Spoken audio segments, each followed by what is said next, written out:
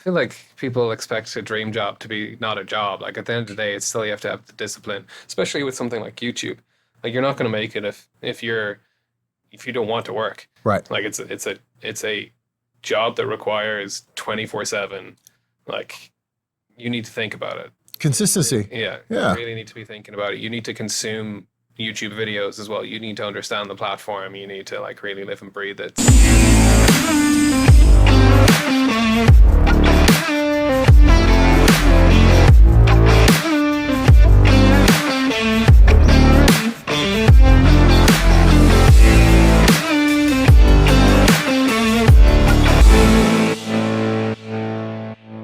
Tell me about yourself.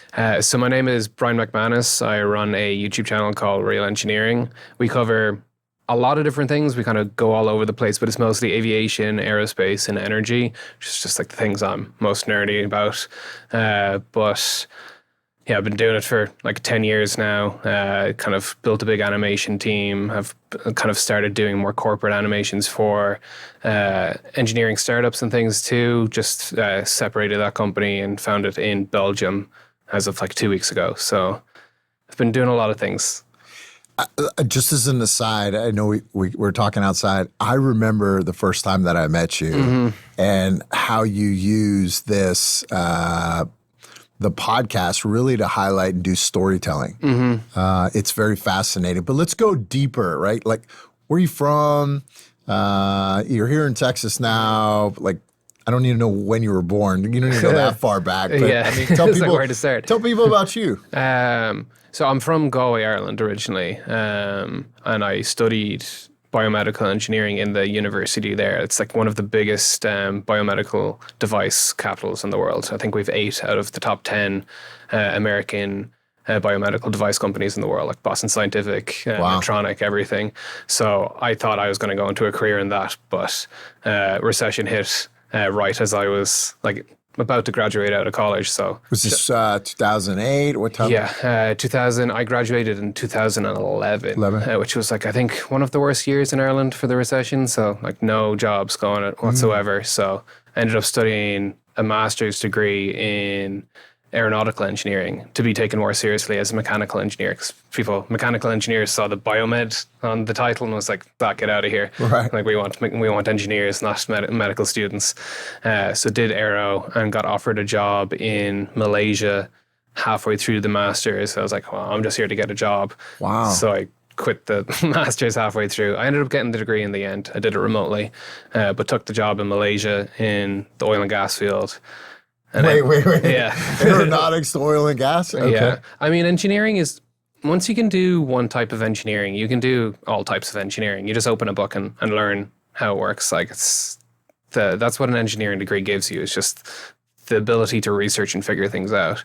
So like I just went into a different, it was mostly statics at that point. I was doing, I don't know if you have them in this room, cable trays and cable management systems for like high voltage cables, like the kind that like if they short circuit, they like bow out and like blow everything away in sight. Like so, but still very incredibly Were your boring. parents engineers at all? No, or no? no. My dad taught kids with special needs, Down syndrome, and autism for the most part. Kind of teen years on how to get jobs. So they it was not a company. It was a charity called Brothers of Charity in Ireland. Yeah, so he was one of the teachers in there who, he's. So you probably had this natural curiosity that led to the engineering track, right? Even though it was like biomedical. Not really, no. Like the engineering stuff wasn't in my cards at all growing up. My parents didn't think engineering would have been for me. I had a lot of learning disabilities. I was very hyper, very just all over the place. So it took me a while to figure out something that I liked enough to keep my attention. Focus, yeah. Like I think I was only like 15 or 16 when I really kind of figured out how to learn. I think that was the main thing. Like, I don't think I was ever stupid, but I just didn't know how to learn, how to use my brain to learn things properly until I was like 15 or 16. And kind of started figuring things out from there. And then, so you're in Malaysia, you study the aeronautical aspects of it. Did you ever fly when you were in school or have aspirations of becoming a pilot at any point? Not really either. I grew up pretty poor household, like the idea of flying a plane wasn't really something that like occurred to me as a possibility. Like that seems like something that was for rich people. But I have flown. I've gotten lessons and stuff, but I still can't really afford that. I mean, I can, but afford it time wise is another thing. Yeah, from a time perspective. Yeah, right. and that's a different type of wealth. Not yet. Which I'm quite poor on. No, you'll get there. You'll get there. Yeah. So you were in Malaysia. Tell us about Malaysia and then how you ended up here in Texas. Well, I moved to Malaysia in 2013 after my master's, during my master's. And she said, man, Malaysia was mad, man. Because like that was, I moved there when the MH730 and the other Malaysian Airlines plane went down. Oh my goodness. And then someone I knew came over and started working as their new CEO. And then the one MDB scandal, which like was this huge financial scandal and everything. It's a crazy time. It's a cool country to live in. But yeah, I was just working in oil and gas as a design engineer for like fairly bog standard support structures and stuff. Found it really boring, no creative. I feel like most engineers want to be creative, but they don't get the opportunity to be in their jobs for the most part. You end up like designing like a nut or a bolt or something like very, very simple that's part of a larger machine, but you never actually get to see the larger machine. It's like almost, I always compare it to like painting a painting and only getting to look at like one pixel in the corner. Right. Like you're getting to like, that's one pixel there, but you never get to see the painting. Like you don't even know what you're doing. It's boring. That would be boring. Yeah, it's That would super drive me boring. crazy. Yeah. Especially probably the education that you've gotten. You feel almost constrained. Like you can do more. You definitely. Yeah, you want to create something new. You want to it's like, it is just like a creative job, but I feel like most engineers feel creatively like shackled a little bit. And that's how I felt. So I just kind of started, I didn't feel like anyone was speaking about engineering in the ways that I wanted to speak about and like to be spoken to more so on the internet. For specifically engineering, there was like biology and physics and finance and all that sort of stuff. But engineering felt lacking, which I just found weird because it's so visual. Like I can teach someone like the basics of like radiation with a plane if I need to talk about like Kirchhoff's radiation out of the SR-71 and things. Like there's so many ways to teach people with engineering, like science and things. So, but like people come in because they think the plane is cool, and then I trick them into learning the science part. The geometry of it, the angles of it, right? Yeah, like I feel like I don't want to say I'm hiding the vegetables because I'm not, because people come for the vegetables as well. But like I feel like it kind of gets people who otherwise might not have thought they would be interested in it. That's cool. So you had a personal want that kind of facilitated the podcast. Is that really where it started in Malaysia? You said, hey, I want to be able to access and know more? Yeah, I mean, I think that's just like how every engineer's brain works. It's like you look for something that doesn't exist and you make it exist. So it's like, I think this would be a cool thing. I don't see anyone else doing it, so I'm just going to do it. And just like taught myself how to animate and stuff, and just I was animate on what, like Blender on Blender CAD? wasn't really a big thing back then. It was After Effects. I'm sure Blender Effects was around, but I think it was still fairly niche. Like Blender has become a big part of our tool set in the last 5-6 years, but before that it was all After Effects, 2D. Very cool. For the 2D. most part, yeah. And so you're in Malaysia. Then what? So you started exploring the podcast opportunities, or just? Not really. I mean, there was no real grand scheme with the YouTube channel. Like I just was sick of my job and I was like, what's the worst case scenario here? Like I quit this, I go do this for 6 months. If I fail, I go back to another job I hate. Like that's ultimately what you lose at that age, at least. Yeah, you take strides. You can do it. Yeah, like didn't have any children to worry about, didn't have any real responsibilities, had saved up enough money in Malaysia because I was earning like a Western salary. Oh my goodness. Western-ish salary in Malaysia. Like I was earning $28,000 a year in Malaysia, which was a lot of money. Yeah, it goes real low. Living there went a lot. I had a nice apartment and things, but I saved most of it. So I had like a 6-month like runway to do the YouTube channel. I was like, that's so you quit. You said I'm done. I'm leaning into this. Yeah, I mean, I could talk all day about how much I hated that job, but wait. So you said, all right, there's a gap here. I want to explore the gap, and you just said, one day I'm out, Yeah. and then you just started buying equipment, I didn't or were really you following it at all? equipment. I mean, back then it was just like a microphone and my laptop, because it was all like it was pretty much entirely animated. The first video I made was called "Why Are Plane Windows Round?" and it was just went into the history of the comet, an old plane that used square windows, and just stress concentrations occurred in the corners of the window, which is where stress just piles up, like it kind of flows in lines. And that ended up getting picked up by like Huffington Post and a lot of other like big websites at the time, and that went viral. Didn't really make any money off it because back then couldn't really make much money, and just people didn't subscribe either because it was my first video. Like you kind of need a series of videos to go viral. You didn't say like, "Hey, I'm Brian." People know how to subscribe. I think respecting the intelligence of your audience is really important, and people know how to subscribe. Absolutely. Thank God we didn't do that in any of ours, right? I've been saying it if you'd said it. I would have been more polite. No, you said, I hate people that. No, thank God I have Josh here. He's been helping guiding us through the evolution of that. Yeah, I don't think we've talked about that. Josh is like, hit the subscribe button, but we know definitely not to do that. There's a lot of things that people just do because everyone else does it. Right. I just don't get it. It's like, think about it. People know how to subscribe. Like if you make something that they like, they'll subscribe to it. Like you don't have to hit them over the head with it. I think that's my main like piece of advice with making anything on the internet. Just make something people like, and they know how to subscribe. They know how to like. They know how to comment. Yeah, we did this. We started the podcast because we were having great conversations with guys like you, right? Like just getting to know them on a personal level. Like, oh my gosh, Josh and I said we should have recorded that conversation. You know, we welcomed everybody into our ecosystem, but I also wanted to genuinely know who's here. Right? Unpack that and really understand their journey here. Everybody's journey is different. What was the motivation behind it? What are some lessons learned? Yes. And one thing led to another. We said, all right, well, let's start the podcast. We started, we went on Amazon. We bought some cheap cameras. We put it together and we looked at it. We're like, oh my God, that's awful. Like, let's buy another camera. And then we said, oh, that's expensive. We went to 2, and thank God Josh knows how to at least edit back and forth. So it's been a journey for us.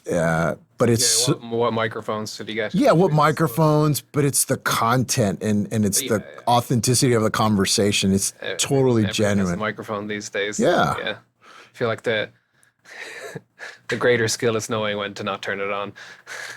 When to be quiet. When to put pause. Shut up.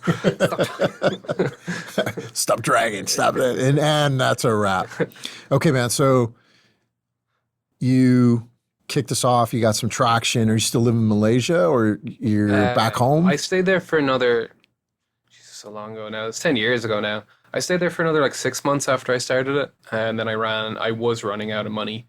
And I ended up moving back to Ireland to live with my dad for like 3 or 4 months. And then money started to roll in fairly quickly and exponentially. Money how? Like money monetized sponsorship? Sponsors, the actual ad revenue. The ad revenue grew fairly slow early. Like I was probably making like $1,000, $2,000 a month or something off it, which was like more than I was making in my last job. But then started like once the sponsorship started rolling in, first 2 or 3 completely overpaid me, which was nice. But they quickly realized I wasn't worth that much and brought it back down. But I've built my way back up to that price. That's good. But yeah, like it's been a fairly steady uphill climb. Did you lose the passion of it? You know, it became a job, or has it at any point become a job? Like, I feel like people expect a dream job to be not a job. Like at the end of the day, it's still you have to have the discipline, especially with something like YouTube. Like you're not going to make it if you don't want to work. Right. Like it's a job that requires 24/7. Like you need to think about it. Consistency. Yeah. You really need to be thinking about it. You need to consume YouTube videos as well. You need to understand the platform. You need to like really live and breathe it. So like I don't think I'd still be here if the passion was dead, but like I've got help as well. Like I've got a great team that helps me out a lot as well. So I definitely don't work as hard as I used to, thank God, because I was not healthy. that was like 9 to like 10, 7 days a week for a long time. How much content would you put out during the week? It's not a lot. It was really time consuming because I was doing everything by myself initially. Right. Like I was writing, recording, editing, like doing all the animations, and I wasn't a good animator. Like I self-taught myself. I was getting taught by my comment section, like about things I was missing. Oh, that's cool. So you got feedback from the audience. Yeah, it's cool. One or two I say now. it's cool, right? Sometimes it stings. Yeah, well, no, those ones were helpful. Like someone was like, you need to hit continually rasterize, which is just keeps the Illustrator file in a vector graphic rather than turning it into a vector, into a pixelated image. Didn't know what that was until someone in my comment section noticed that I hadn't hit it. And it's like, this is helpful, thank you. But yeah, it was like a slog for the first 2 or 3 years trying to figure out how to be a filmmaker while also having an audience of like consistently like 100, 200, 300,000 people back then, criticizing everything I did. Where was your audience based? Was it in Ireland or just all over the world? Mostly US. Mostly US. Yeah, I think it's about 40% US, then like UK, Australia, India. At age 8, do they give you those demographics? Yeah, I mean mostly adult. Like I aim for an adult demographic because I'm making videos for myself. Right. I'm trying to make something I would watch. Right. I don't know how to make anything else. Like I don't know how to think like a 5-year-old and think what they would want. Sure. That's beyond my skill set. So I just try to make videos that I would like. But I think the content itself is also an opportunity for the younger generations to kind of engage with, right? There's I get a lot STEM of related people come up and talk to me, and they're usually much smarter than I am. Like there's a type of like super genius kids that come up to me at conferences and stuff, and like start asking me questions that I don't understand. I'm like, yeah. Let me get your name because you're going to be a Nobel laureate one of these days, right? Yeah, it's definitely smart kids that watch it, and like teenagers and stuff too. Like I've had founders of companies come up to me and tell me that they studied engineering because of me and that they got the idea for their company out of one of my videos. And like, like I don't get quite that level of it that often, but I do get a lot of people telling me that they studied engineering because of me. And that was like the original mission of the channel, was to inspire people to like study engineering and like fix the big problems in like the world. I think like climate change and everything we need. That's got to personally feel like the best gift ever for to inspire somebody. Yeah, when someone's working on like a problem I really care about and like they're helping the world, yeah, I think that's when I'm like really proud. Just being in the trade itself, I think that's inspiring. Yeah, no, of course. Like I'm very, very proud of everything that I've built and like getting people excited about engineering, and yeah, like it's fun to point out like the problems that still exist. I think a lot of people think that every problem has been solved, but like there's so much, and that's like I think the core like storytelling thing that I try to do with my channel, of having like a hero's journey for a technology of like, here's a problem, here's how they solved it, here's what they became. And like at the end of the video, I like to leave, or like not always at the end, but I like to leave like nuggets of problems that still exist. So they're like, the engineers watching it can be like, oh, that's cool. And they want to go and research it in their own time and stuff too. Yeah. Like that's how that company came to be. Like I mentioned a problem with solar energy and they're like, actually I have an idea, and they went and solved it. That's pretty neat too. I never even thought about that. You could present challenges in itself. So there's a lot more growth opportunity. Yeah. In what like I want to start like an actual engineering challenge at some point, and like actually like have a prize money thing there for some problem that needs to be solved. But I have a lot of ideas that I want to work towards, but like really trying to become like the center of like engineering and stuff on the internet for like at least media wise. Well, I was telling my son that I was going to be interviewing you today, and he is a swimmer.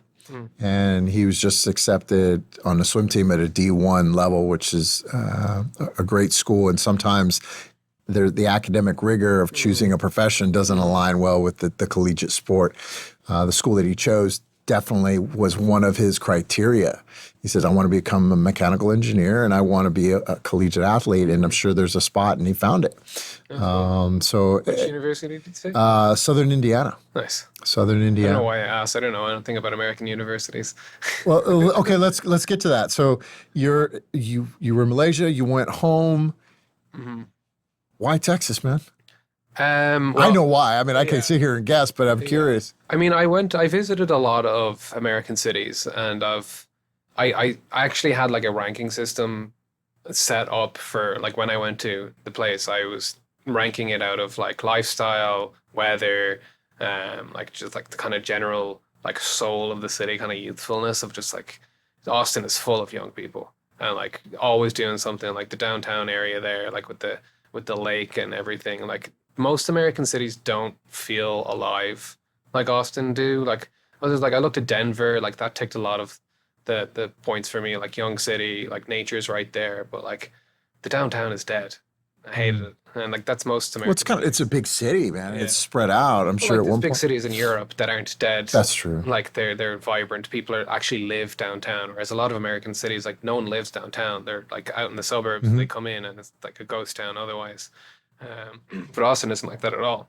So you were back home, and what you said? I got to get out of my dad's house, or Oh well, you, no, I wasn't living at my dad's house at that point. I was living with my friends, but we were all kind of moving on to like different life circumstances Okay. at the time. Like we were one of our friends was moved to Dublin. One of them was getting moving in with his now wife.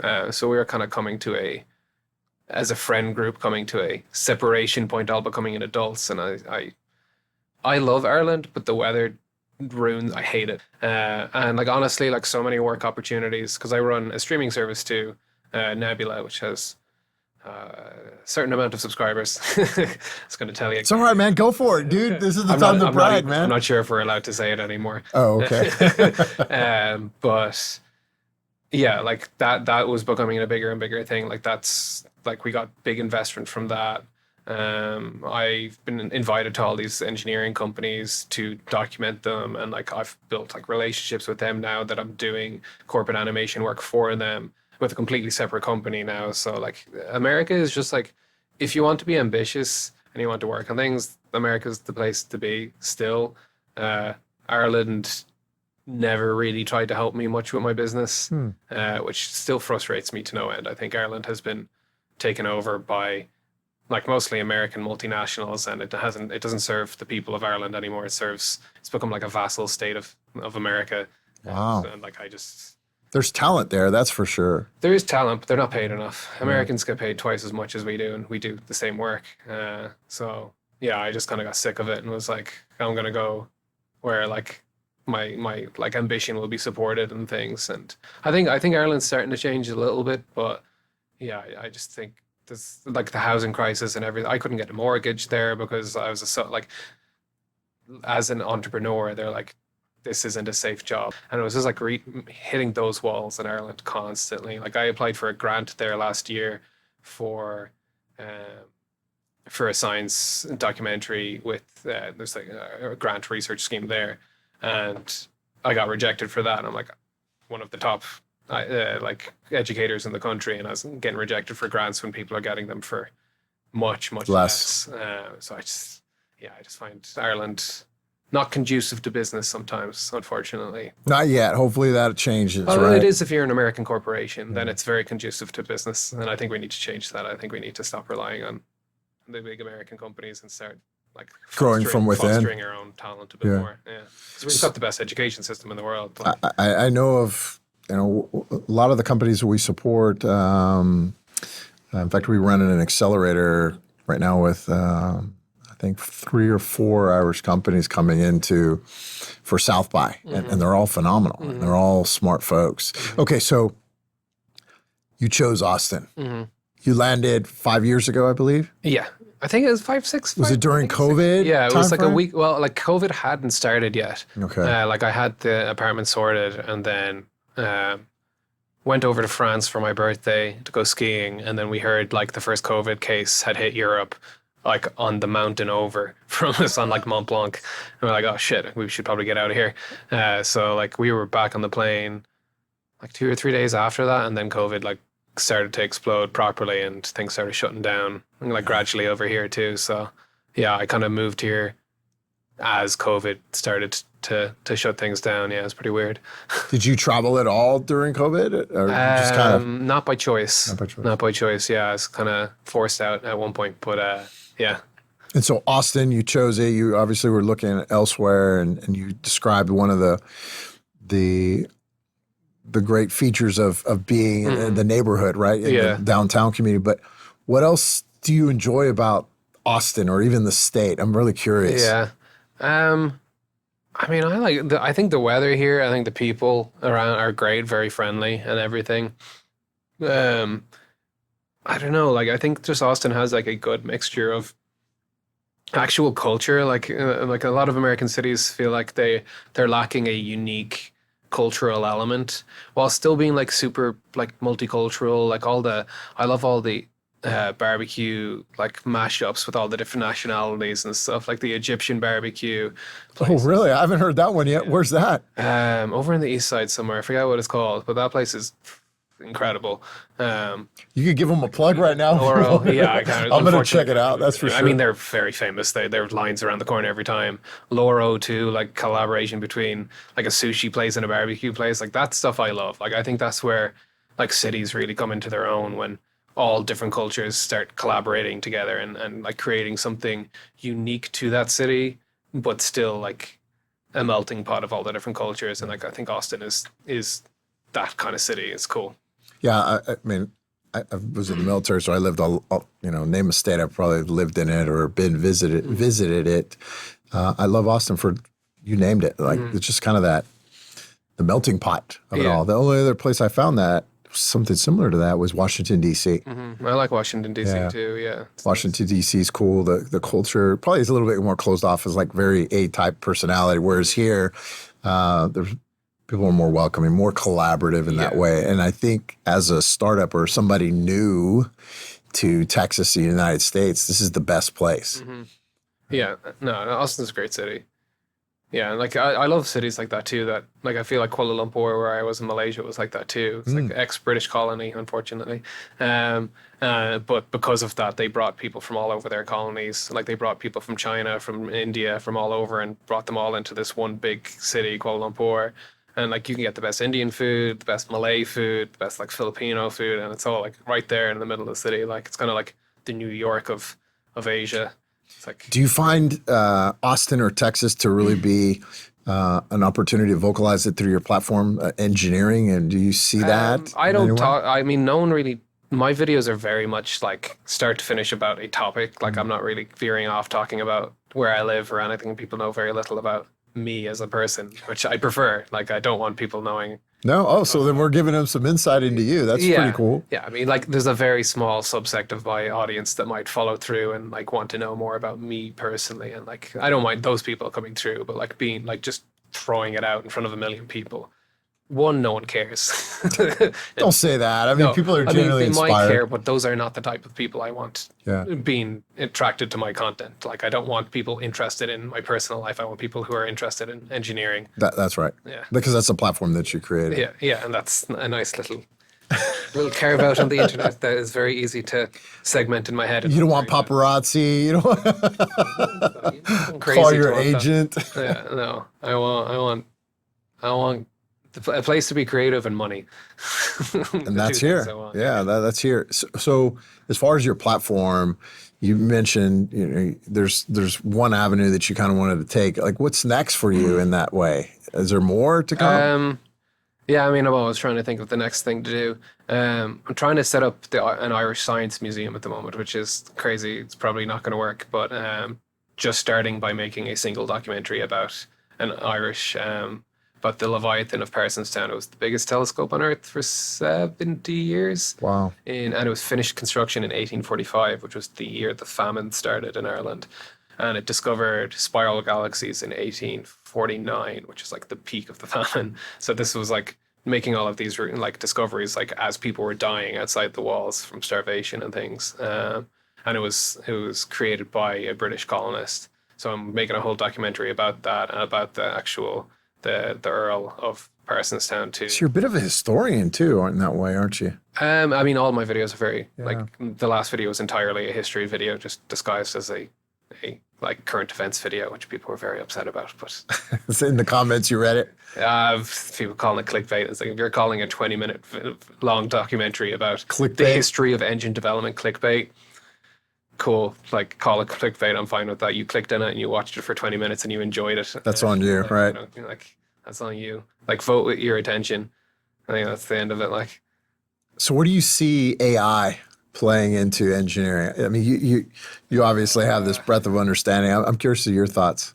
I think AI has its uses in a lot of ways. Like there are like automation things that are proving very useful, but like the only useful automation I found is like fixing Google email search because Google has made it so bad and forced us to need AI to fix the problem. Like I feel like AI is fixing a lot of things that weren't a problem 5 years ago. But in engineering, I mean, like there's all sorts of generative like design stuff that's useful in engineering, and like I'm sure like all the F1 dynamicists and stuff are using AI tools for their testing and stuff. Um, a lot of the generative stuff I'm more skeptical of. I don't think a large language model is capable of actual logic. I think it's capable of guessing what the next word is going to be, and then like it isn't thinking about the future or the past or the present. It's just like what's the next word. Um, so I have a lot of opinions on AI. Are you using AI? No. None at all? No. I think if I see AI in a creator's work, I think less of them. Wow. I think you should be creating. I think art is by humans, not by. I think there are ways to use it. I think generative AI should be illegal for the most part for what it's been trained on. Like it's been trained on my work, it's been trained on other artists' work. Like I haven't been paid for that, and the government is allowing them to do it because it's a like national interest to compete on AI and stuff. But a lot of that, the creative tools, I just fundamentally disagree with on a like moral basis of supporting artists. Like I think supporting artists is really important, and I think society will fall apart if we don't support. I love that you consider yourself an artist. That's pretty neat Yeah. because it's like your creativity is in the content that you produce.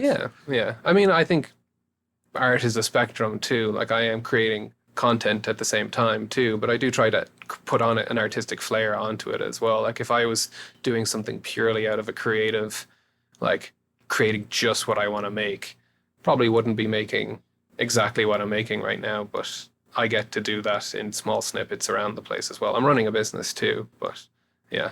So which businesses do you have? It sounds like you're a serial entrepreneur in that way. So you have Everything's kind of around the YouTube channel. So we have Real Engineering, Real Science, 2 YouTube channels. I make originals for like original programming for our streaming service too, which they pay me to create. But I'm also part owner of the overall streaming service too. Like we're trying to build that up to be like a bridge to Hollywood for internet creators. Wow. So like we've had one of our creators did I forget what the British version of Broadway is called, but she did a play based on a Shakespeare play, and she ended up getting cast in Game of Thrones and was he in one of the Star Wars things on Disney and stuff. So yeah, we're trying to build a bit of a bridge there for high ambition creators to like build something, to make something a bit more than a YouTube video, like to express their creativity a bit more purely than what they can on a. What platforms should they use to be able to do that? I mean, there's a bunch of them. There's none really that exist that like allow you to bridge. You either find the money and make it yourself, or you do it very slowly over time on YouTube. And yeah, I don't know. There's no real digital to. I don't even want to call it Hollywood. I think it's just like bigger budget things that like creators like myself traditionally don't get the money for. Like we're trying to get like bigger budgets for like what do you actually want to create, and I think we've seen time and time again in the last like year or two that like creator-led projects on Netflix, like Prime, everything end up being like number 1 or 2 or 3 in the rankings for a long time because they can promote it on YouTube and like really get people interested in it. So I mentioned earlier about Blender. You said you're working with that now. Like, what are your tools that you use to kind of create the content? Canva? No, I don't even know what that is. Mostly we use After Effects if we're going to list all the software. After Effects, Premiere. I'm trying to move into DaVinci Resolve now because Adobe is content shite. We use Blender, Cinema 4D, various other software. Like I'm not that involved in the actual production side of things anymore. And then of course like cameras and everything. Like we do a lot of on-site. Do you miss that?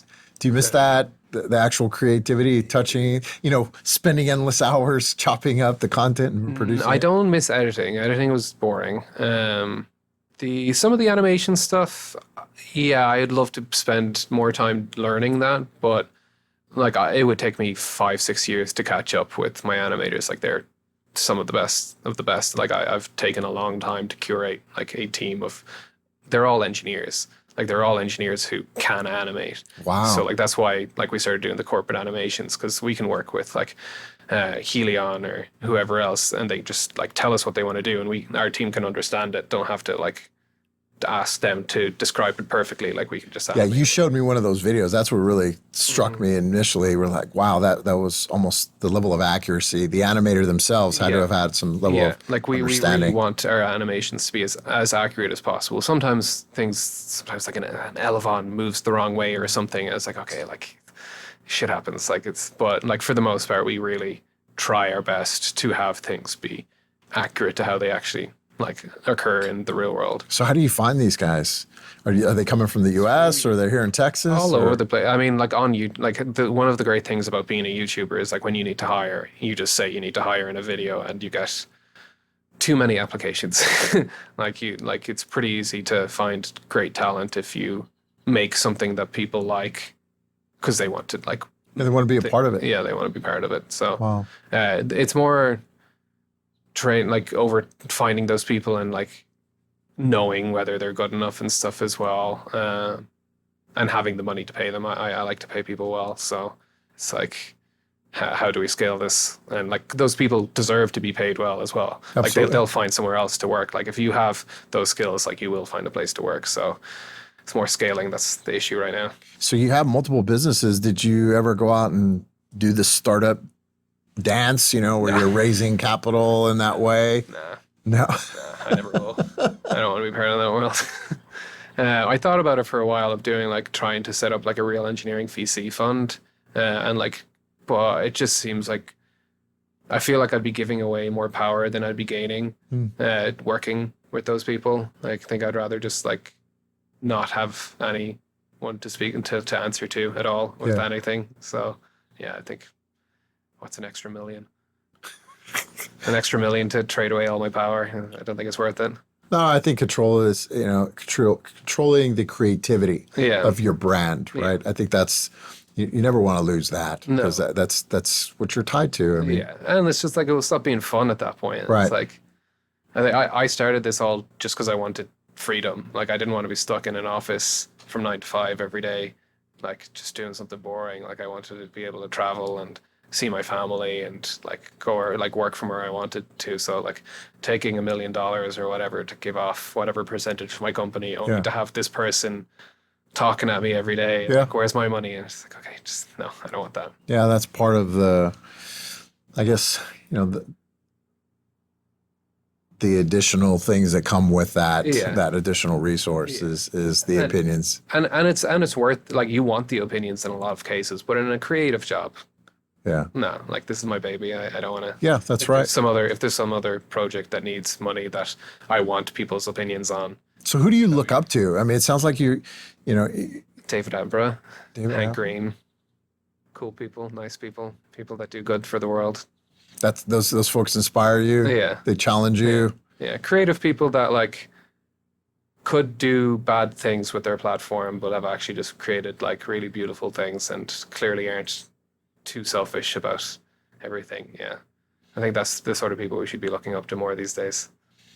Yeah, are there a lot of those people in the world? No. Few and far between. Yeah, I think it's really rare. I think Hank Green in particular is a very rare person. Have you met anybody here in Texas that has challenged you or it's been inspirational to your landing here? Paddy, well, I mean, I got Paddy to move here to a certain extent. He's coming in a bit. I love Paddy. Paddy's a great person. I've met a lot of great people here. I kind of keep to myself for the most part, so I don't know all that many locals, unfortunately. Mostly Irish people. Is there a big Irish community here? Pretty big, yeah. I play Gaelic football, which is an Irish sport, and we have a team here that, like, the same thing when I moved to Malaysia, like, Gaelic football ends up being a kind of landing pad for Irish people in big cities when they move. Like, there's teams in like Singapore, like Sydney. Go to any city in the world, there'll be a Gaelic football team that you can join, and you'll just immediately have like 40, 50 like Irish connections in the city. That's really cool. Like help you get jobs and all that sort of stuff. So that's powerful. That really is powerful. No, it is. It's crazy. for a variety of that's, we're in the business of helping folks land in Texas and, connecting to their culture Yeah. helps 100%. in that way. And so that we're very adamant about making not just the professional, but the personal growth opportunities that are there. And really, even to where do I find that one ingredient that makes me feel the comfort of home, right? Or my mom used to make it in that way. I mean, that's part of the experience. It's important. Yeah, moving to a new city is hard enough as it is. Like, but yeah, having an inbuilt network wherever you go is pretty special. So did you play it in school? No? I only started playing when I moved out Really? of Ireland. Yeah, I played rugby growing up, but Rugby. yeah, but I got a few too many concussions and stopped playing. What do you think about American football? It's fine. Do you have any favorites? Any favorite teams? No, I mean I watched. Did I watch the Super Bowl? I like watching the highlights of American football. I find the stop-start nature of it very frustrating. I feel like you get about like 5 minutes of gameplay for 4 hours of time invested, and I just don't have time for that. Yeah, the highlight reels of how it went all down. Yeah. Whereas rugby is just like, bah, bah, bah, bah, bah, bah, bah. It's great. It's go. Yeah. So, are you excited about the World Cup coming? Not really. No? No. I wish I did, but if Ireland qualify, I'll start caring. I only care about sports where Ireland is competing, honestly, or a hometown team. There's a rugby team here that I loved, but then it got disbanded because they were fudging the books with money. Oh, that's never a good thing. Yeah. That's never a good thing. Well, do you have any advice for a new and emerging podcaster? I think what I said earlier is really like provide value. I think too many people are trying to extract value out of the internet, and just in general, I think everyone's so focused on extracting value out of everything, and they're not like thinking about how they can provide value. And I think that's ultimately why most people watch anything on the internet. Sometimes it's just like doom scrolling, but like people don't watch podcasts as a doom scroll. Like they watch it for like comfort, entertainment, or education. Like it's one of those three things, and like you have to figure out like which of those things you want to be. That's amazing. So we ask all of the interviewees, if you had to give yourself a call sign, what call sign would you want to be given? Now, traditionally in the military, you don't get to choose it. You've done some knucklehead. Yeah, I mean, I've flown in an F-16. I saw that. I Puked everywhere, so I feel like it would be pukey. How was that? That was the Thunderbirds, right? Yeah, it was amazing. I was very unprepared for it, and I was pretty upset. Okay, so trace back. How did you get the invite? Like, walk us through that. They just messaged me on Twitter, and we were like, do you want to fly in an F-16? I was with my mother at the time. I was like, and she's like, you're not. I was like, yeah, I am. Were you here in Texas? No, I was still living in Ireland at that time, which was part of why I was completely unprepared. Like I had to go through the whole Pentagon approval process since I'm foreign national, so a little bit more complicated than usual. And then they weren't sure how long that was going to take, so they messaged me the day before I was flying that I needed to get to Vegas because I was flying like the next day. So I had to book a flight.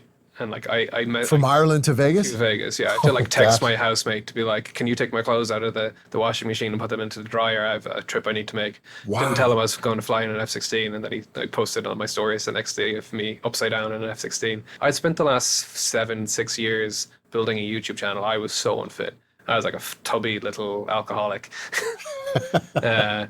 So I was not physically prepared for that at all. I really want to redo, but they don't do redos. Okay, well, maybe this is it. They ask for a redo. I'll get in with the Blue Angels instead. There you go. But yeah, we started going through the canyons out towards the desert and like going sideways through canyons and stuff. And then we did like a 4G turn, and I just started feeling the puke coming. And I think it was just the oxygen or something. But yeah, I was puke. We had to turn around because I was puking so much. That's amazing. So you had a Twitter, or now X, yeah, and they just messaged you. Yeah, Hey, it's pretty cool. Stuff like that happens a lot. That's the best thing about the job. If someone's like, do you want to? It's like, yes, I do. Okay, so now that you brought it up, like what other cool stuff have you done? I flew to the Arctic in a rocket-equipped plane last year. 2 years ago? Geez, that was 2 years ago. Yeah, I flew from New York to Greenland in an LC-130. Yeah. And They should jump out of those. Really? Yeah. Not the LCs, but the 130s. 130, yeah. So yeah, but we flew out to this research base out in the middle of the Greenland ice cap then to drop off supplies to the researchers, and we couldn't get off the snow, so they actually equipped rockets to the outside of the plane. We took off with rockets and that, and they haven't done that in like years. I don't know if they just did it because I was there, but they were saying no, we actually can't get off the ice without the rockets. So that was cool. Not many people get to do that sort of stuff. Yeah, no, it's not like an everyday occurrence. Oh yeah, I did that last Thursday. So what? Yeah, I'm trying to get more of those kind of expedition type videos, but they come fairly rarely, obviously. So what about cross collaborations? Have you done that at all with any other YouTubers? Not really. I don't really like for education stuff. I've always thought it was pretty cringy when you just have like another YouTuber suddenly appearing and just like talking in someone else. Like it's not as easy to collaborate in an education. Like an education setting.